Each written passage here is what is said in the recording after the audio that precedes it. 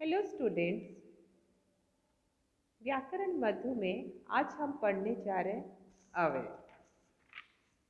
भाग एक में तो मैंने बता दिया अभिकारी शब्द या अव्यय किसे कहते हैं। ठीक है ना। जिन शब्दों पर लिंग, वचन, कारक आदि का कोई प्रभाव नहीं पड़ता है और जिनके रूप में कोई विकार या परिवर्तन नहीं होता है उन्हें अभिकारी शब्द कहते हैं। ठीक है, तो ये भी अव्यय चार प्रकार के होते हैं: क्रिया विशेषण, संबंधबोधक, समुच्चयबोधक, विस्मयबोधक।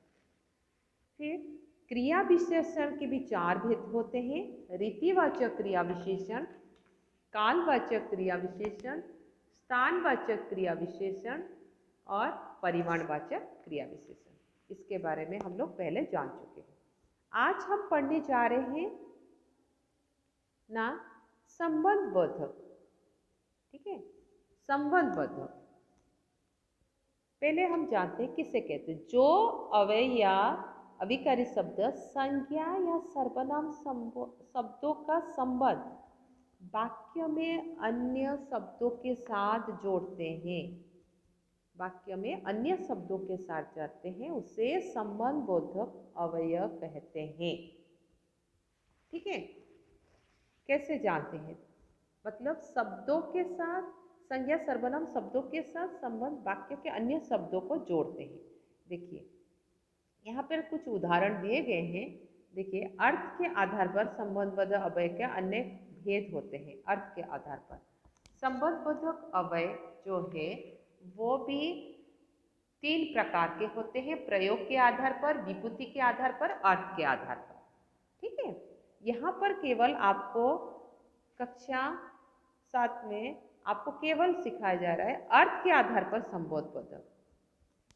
ठीक है, देखिए यहाँ पर साधनवाचक, साधन मतलब किसी के द्वारा, कैसे पहचानोगे ये शब्दों को? साधनवाचक यहाँ पर जो लगे हैं सब परसर्ग है, के, की, के, ये सारे परसर्ग। तो ये जो साधनवाचक है तो के द्वारा, के जरिया, के सहारे, के माध्यम आदि, तो इसलिए इसे साधनवाचक संबंधबोधक अव्यय कहा जाता है, किसी के द्वारा जो हम कार्य करते हैं। दिशावाचक मतलब किसी की मतलब दिशा की तरफ, की और, की तरफ, के दाएं, के बाएं, के चारों आदि। कालवाचक, कालवाचक मतलब समय के बारे में, के पहले, के बाद, के पश्चात, के आगे, के पीछे, के उपरांत आदि शब्द। समतावाचक, समता मतलब समानता, के समान, की तरह, की भांति, के तुल्य, के बराबर आदि शब्द। संबंधबोधक अर्थ के आधार पर संबंधबोधक। संग्रहवाचक, जिसे हम इकट्ठा करते हैं, तो ये सारे शब्द क्या है? भर, पर्यत, तक, समेत आदि। विरोधावाचक, किसी को विरोध करना, तो के विरुद्ध, के खिलाफ, के विपरीत आदि शब्द। हेतुवाचक, के कारण, के लिए आदि शब्द। तुलनावाचक, किसी शब्दों या वाक्यों को तुलना कर ले, के अपेक्षा, के मुकाबले, के सामने, के आगे आदि शब्द।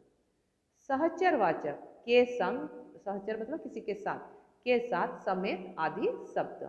ये आया आपके अर्थ के आधार पर संबंधबोधक अव्यय। ठीक है, तो कुछ कालवाचक और स्थानवाचक अव्यय में क्रिया विशेषण भी, ध्यान दीजिए, कुछ कालवाचक और स्थानवाचक अव्यय में क्रिया विशेषण भी होते हैं। क्रिया विशेषण और संबंधबोधक भी, परंतु इनके प्रयोग में अंतर है। जब ये अव्यय परसर्ग के साथ संज्ञा का सर्वनाम के बाद आते हैं तो संबंधबोधक अव्यय होते हैं। ध्यान दीजिए, कालवाचक और स्थानवाचक में।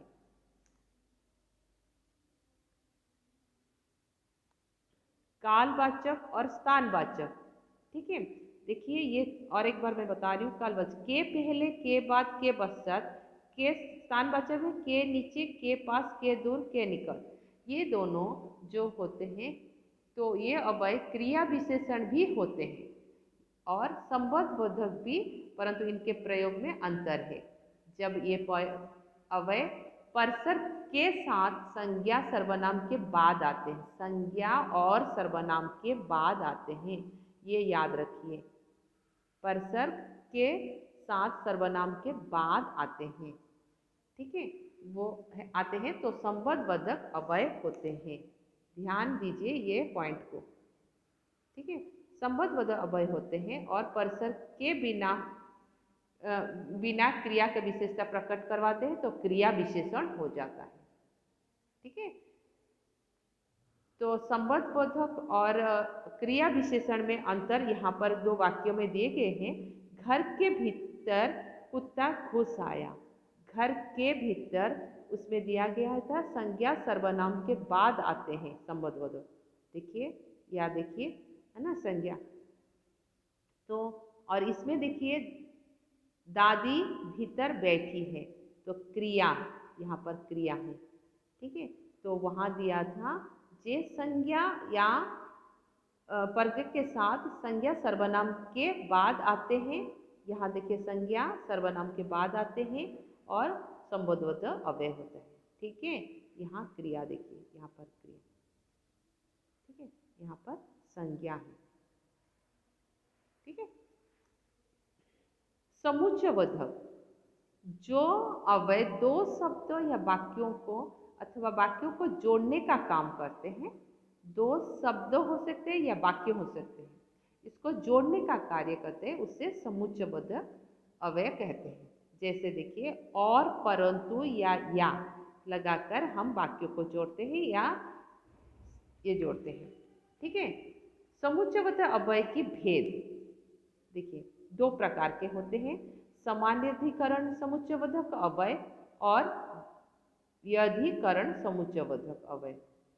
समानाधिकरण जैसे एक जैसे अर्थात समान स्थिति, इसका अर्थ है एक जैसे अर्थात समान स्थिति, इसे समानाधिकरण समुच्चयबोधक कहते हैं, ठीक है। क्षिप्रा बाजार गई और किताब खरीदी, समान प्रकार के वाक्य है जो और लगा के हम वाक्यों को जोड़ दिए।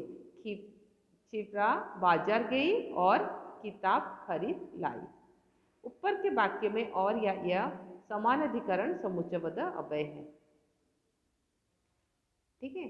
समानाधिकरण समुच्चयबोधक के भेद देखिए, कुछ दिया गया है शब्द संयोजक, संयोजक और तथा एवं व आदि लगा के, विकल्प या अथवा की चाहे आदि लगा के, विरोधवाचक परंतु पर अन्यथा नहीं तो, किंतु मगर वरना अपित बल्कि आदि शब्द, हाँ, संयोजक में और तथा एवं, हाँ, वाक्यों को जोड़ने के लिए, विकल्प में या अथवा की चाहे आदि, विरोधवाचक में परंतु पर अन्यथा नहीं, ये सारे शब्द हैं।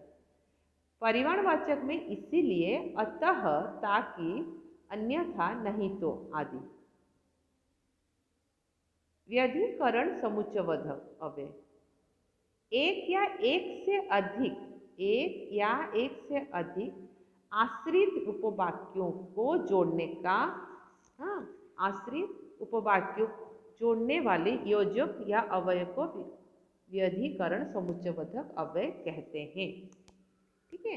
यहाँ पर देखिए एक शब्द क्योंकि, इसलिए आदि शब्द। हेतुबोधक समुच्चयबोधक भेद, इसमें देखिए क्या क्या शब्द है, क्योंकि, चूंकि, इसीलिए, इस कारण, अतः, ताकि आदि शब्द। संकेत बोधक में यदि तो, चाहे तो, यद्यपि, तथापि आदि शब्द। स्वरूप बोधक में अर्थात, मानो, यानी आदि।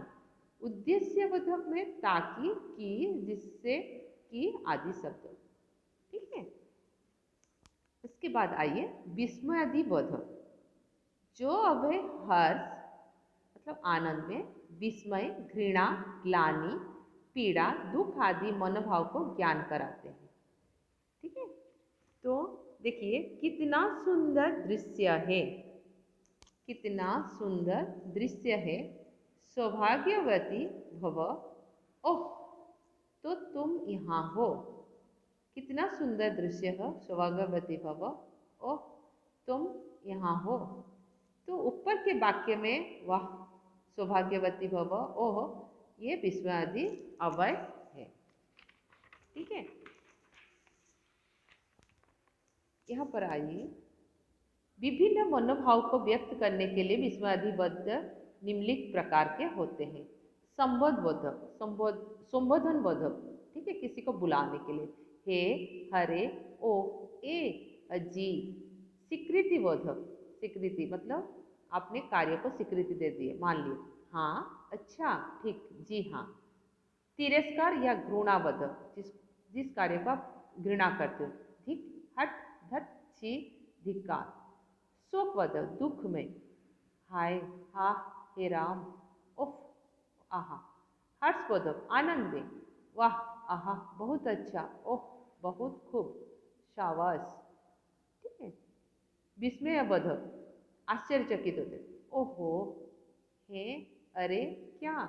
सूचना, चेतावनी बोधक, किसी को सूचना दे रहे हो, होशियार, सावधान, अरे, हटो।